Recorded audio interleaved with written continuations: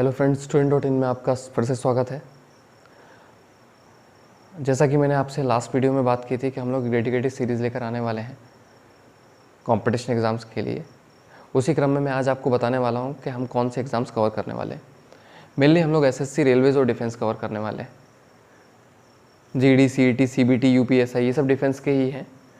तो डिफेंस के सारे एग्ज़ाम, रेलवेज़ और एसएससी के जो भी हमारा सिलेबस है हम उसको कंप्लीट करेंगे।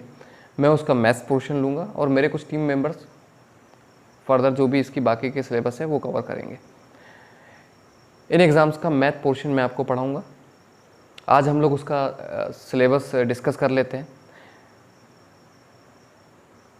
सिलेबस में एक्चुअली अर्थमेटिक पोर्शन की बात करते हैं हम लोग।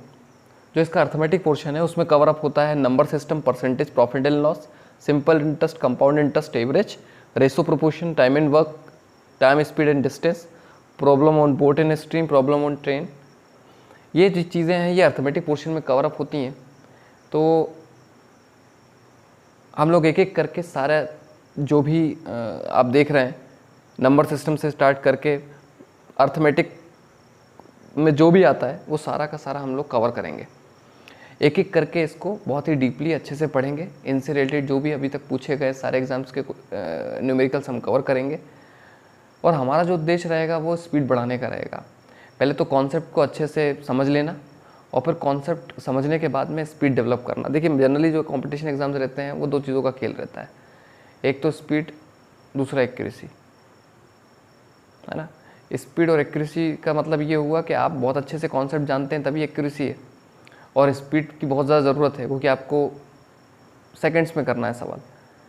तो उसके लिए क्या है कि एक तो कॉन्सेप्ट समझने के बाद में आपको उसको कितना शॉर्ट में आप कर सकते हैं, कितनी जल्दी आप कर सकते हैं, वो विधि ढूंढनी होगी, वो तरीका ढूंढना होगा। तो हम उन सारी मुद्दों पर बात करेंगे, पर जो सबसे इम्पॉर्टेंट थिंग है वो है कॉन्सेप्ट जनरेशन। यहाँ पर आपको अपने माइंड को बिल्डअप करना होगा कॉन्सेप्ट के साथ, कि कॉन्सेप्ट आपको पूरा अच्छे तरीके से समझ में आ जाए। क्योंकि देखिए ट्रिक लगाना एक अलग चीज़ है, पढ़ने का उद्देश्य हमारा ये है कि हम अपनी एप्टीट्यूड, एबिलिटी को बढ़ा पाएँ, है ना। तो आपको उस एबिलिटी को स्ट्रॉन्ग करना होगा। अगर आप कुछ ट्रिक के दम पर सोचते हैं कि ये वाले टॉपिक में मैं वो 2-4 ट्रिकें मैंने याद कर ली उससे हो जाएगा, नहीं, ऐसा नहीं है। वो ट्रिकें अलग चीज़ हैं। हमको पहले तो जो भी उसके फंडामेंटल और कॉन्सेप्ट हैं उनको अच्छे से समझना होगा। उसके बाद से वो सेकेंडरी स्टेप होता है कि हम उसको जल्दी करने की विधि ढूंढ रहे हैं, पर हमको उसका पूरा कॉन्सेप्ट पता है। और दरअसल वो जो विधि निकली हुई रहती है, जो ट्रिक निकली हुई रहती है, उस कॉन्सेप्ट का ही हम लोग उसको छोटा कर देते हैं, है ना। हम लोगों ने उसके जो एंड्स हैं उसको शॉर्ट किया हुआ है, उसके जो फाइनल रिजल्ट्स हैं उनको याद रख लिया है, कुछ ऐसा रहता है। तो कॉन्सेप्ट जनरेशन बहुत इंपॉर्टेंट है, हम लोग उस पर पूरा ध्यान देंगे। ये तो हो गया अर्थमेटिक वाला पोर्शन। इसके फर्दर हमारा आता है ज्योमेट्री। ज्योमेट्री में अपन कवर करेंगे basic of geometry, triangle, polygon, circle और मिसलेनियस जो भी ज्योमेट्रीज़ हैं उनके बारे में हम बात करेंगे, और उनसे रिलेटेड सारा टॉपिक जो भी आएगा वो सारा का सारा कवर करेंगे।